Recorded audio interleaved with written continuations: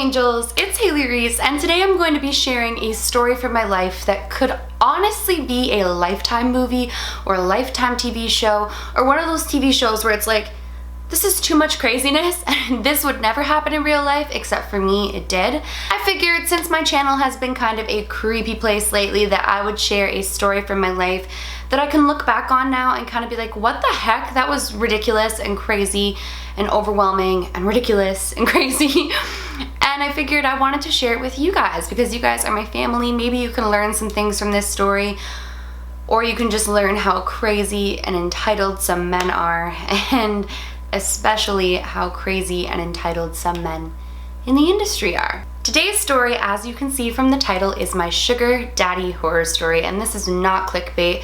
This is 100% the truth, and it's not going to be exactly what you're thinking it is, but it is crazy nonetheless. So if you guys want to hear, all you have to do is keep on watching this video. But before I get into this story, I just want to say, if you are new to my channel, hello, my name is Haley. My dog needs in. Hold on.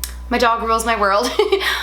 But no, my name is Haley. I post a ton of videos, and I would really love it that if you do enjoy me, my channel, my videos, whatever it may be, you go ahead and click that subscribe button. I post a ton of videos. It would mean the world to me, and you can join this awesome family. So please do that, and let's get into the story. I have red lipstick all over my hands, all over probably my teeth, and everywhere. Red lipstick sounds like a great idea until you actually wear it, and it comes with like all these problems, so I apologize if red lipstick's everywhere, but let's get into this anyways. So this story takes place when I was 18 years old. I had just turned 18 and I was living in LA at the time. For those of you who don't know, maybe this is your first video of mine, or maybe you just actually don't know, I make music. I'm a singer, I'm an actress, I did a little bit of modeling, and I basically love everything and anything entertainment. I have been in a couple of TV shows, and I have done a ton of music videos, and I got my start very early in the music industry for multiple reasons, and I plan on making a video on that entirely.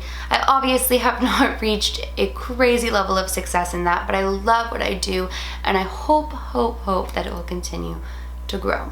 So I was 18 years old, I was living in LA with my mama. My boyfriend was living in Miami at the time, and he winds up coming to LA to live with me during this story, and that's an important thing to know. So I had just auditioned for this TV show, and I ended up getting the call back, and then I got another call back, and then I got another call back, and then it came time to act with somebody else who was like in the final rounds, who they were thinking for that role, and I was being the counter role. So we were supposed to act together and see how the chemistry comes, and that is when I met, what should we call him? James. We'll call him James because I don't actually know a James, so it's totally fitting. So that's when I met James. And James was a lot older than me. So James's company was the company hosting the auditions for this network's TV show. And he comes up and he introduces himself to me, and he seems like a very business-oriented man. He seems to be passionate about creating, and he seems to be passionate about what he does, and I instantly gravitate towards people like that because I look to them for inspiration.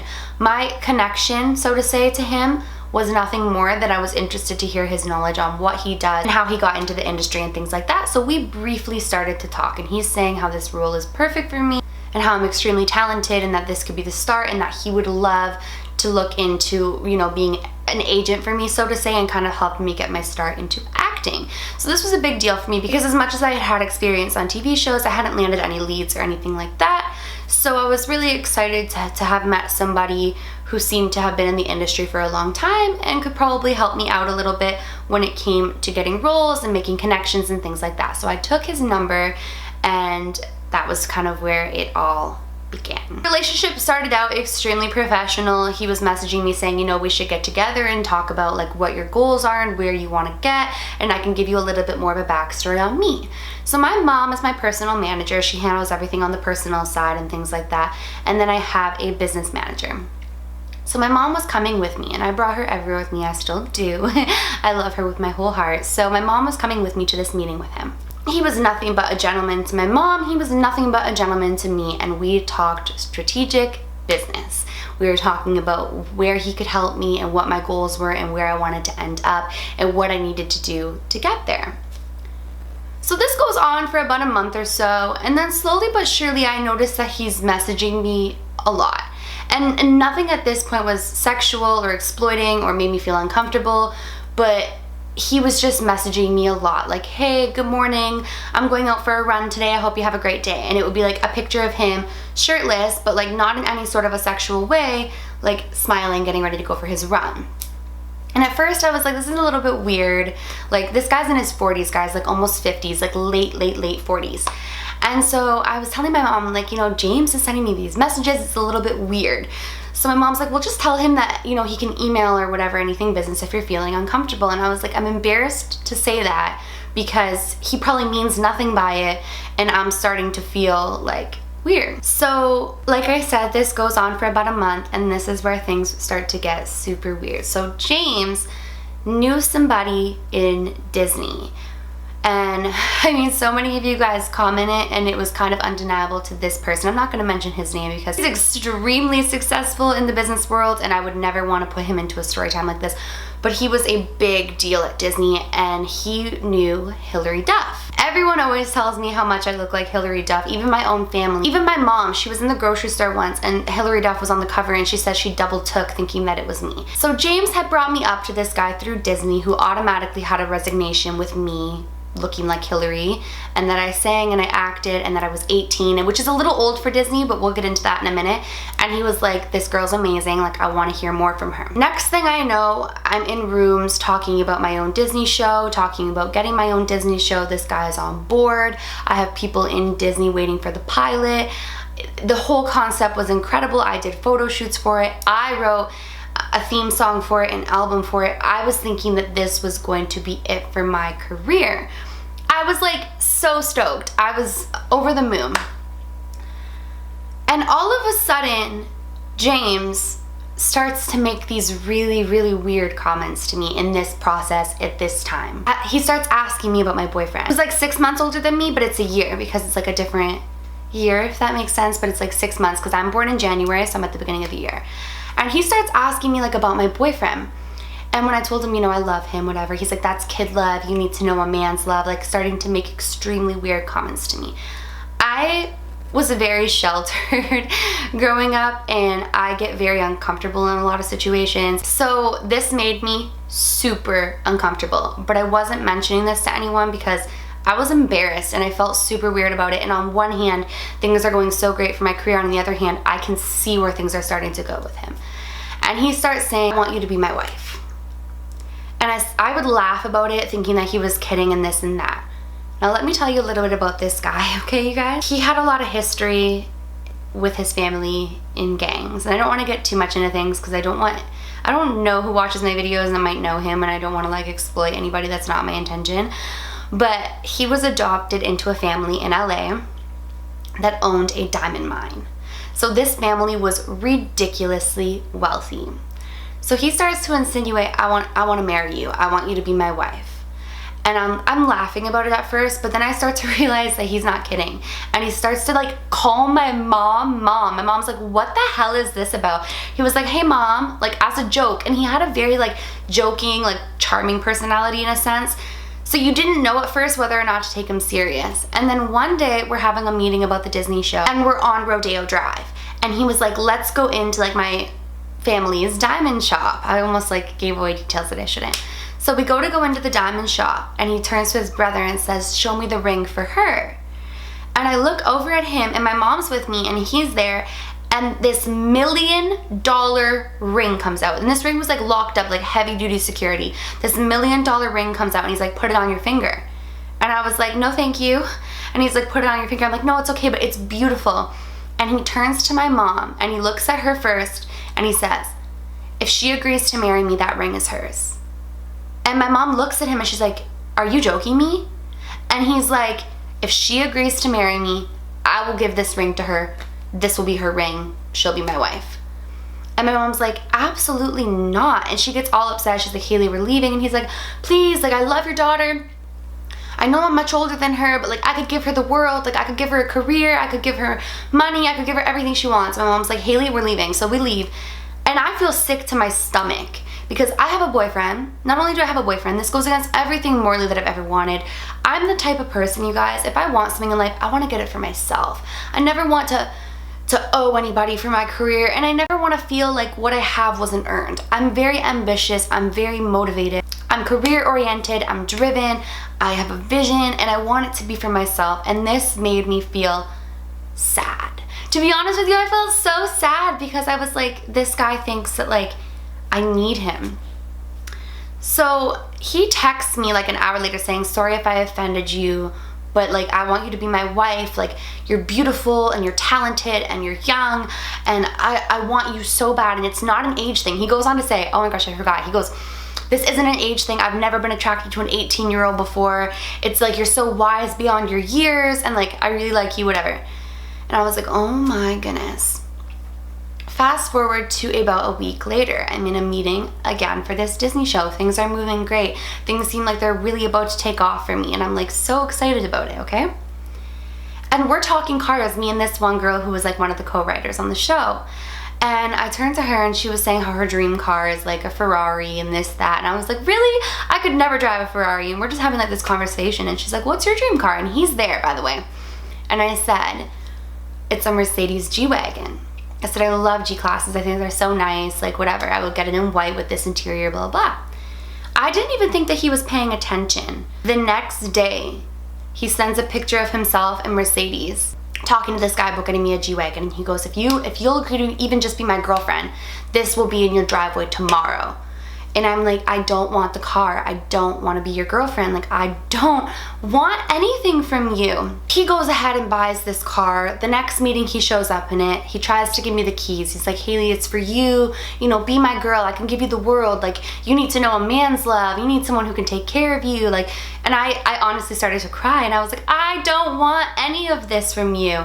And I started to feel super, super uncomfortable. I started waking up to email transfers from this guy that were never accepted of thousands of dollars, and it would say like, security question, will you be my girlfriend?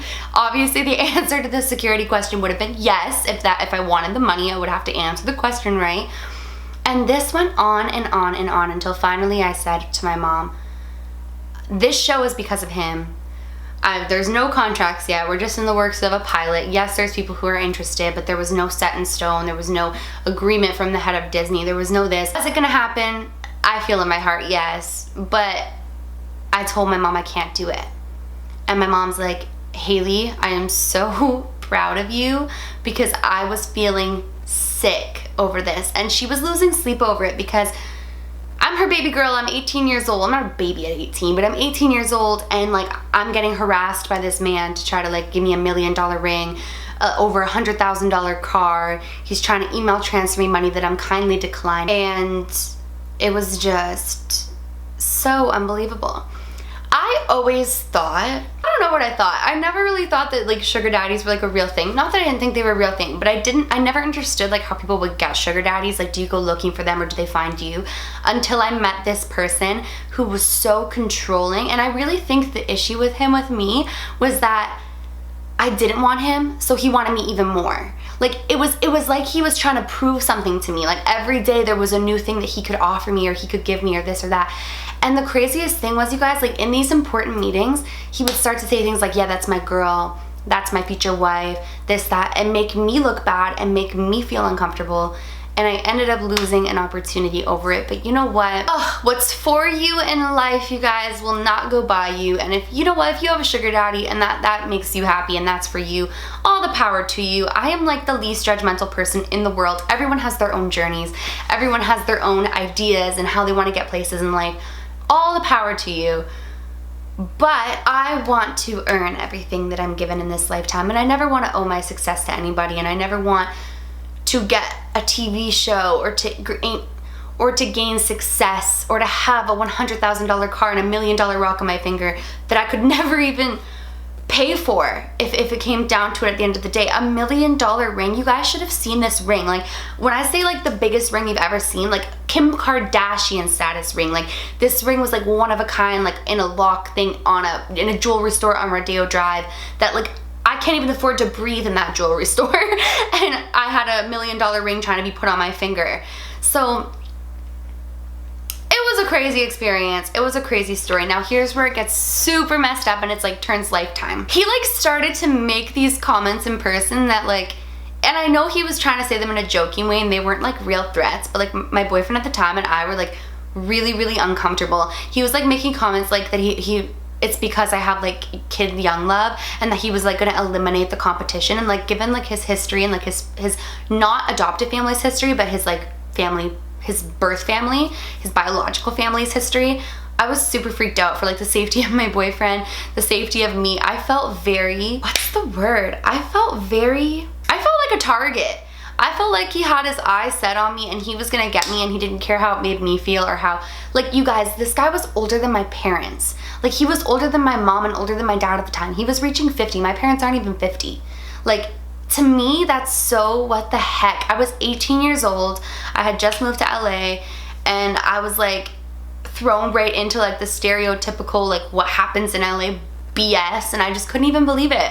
But yeah, I felt like telling you guys a crazy story on this channel today. I felt like I didn't want to tell like another scary one right away. I have so many good ones. I have like another one that's gonna go up tomorrow and another one going up like right after that. So I have some crazy ones, but I thought let's break it up with a crazy story that is not horror related, but it was a horror story to me. I felt like I was in a scary movie. And ladies, never ever ever let a man treat you like he can buy you, which is exactly what this guy was doing to me. It was as if he was like, well, you're not physically attracted to me and you're not emotionally attracted to me, but everyone has a price. Give me your price. And that's like basically what he was saying to me, because every day it was like a new thing that he bought or a new thing that he was sending or a new thing that he wanted to give me or a ring or this or that. And it's like, you can't put a price on me. I want to love because I love. I want to be with someone because I'm completely head over heels for them. I don't want to be with you because you can give me $1 million rock and a fancy lavish lifestyle. Like, that's not what I'm about. That's not what I want. For some people, maybe it is what they want, but for me, this was like a nightmare and a horror story. And James, James, I don't even know what to say about it because it was just that crazy. Well, you guys, the summary of the story is I met a guy who could get me places in the industry. At first, it seemed like a regular business deal. Next thing I knew, he wanted to wife me up and he was trying to offer me everything. And in the end, I never got the show because it didn't feel right. And I felt very, very sick and morally contradicted over it. But long story short, I stuck to my guns. I'm very proud of myself for doing that. I feel like there was nothing more that I wanted at that time than to have a TV show and to be able to live my dream every day. But I know in my heart that if things are meant for me, they're gonna come for me in a way that I don't feel morally contradicted and that I feel good about. If you guys enjoyed today's video and you are not yet subscribed, please go ahead and click that subscribe button. I post a ton of videos and I don't want you to miss when I upload. And please give this video a big thumbs up. Like I always say, it makes my heart super happy when you do that, so please do that. Remember, my loves, do all things with kindness. And until next time, love you.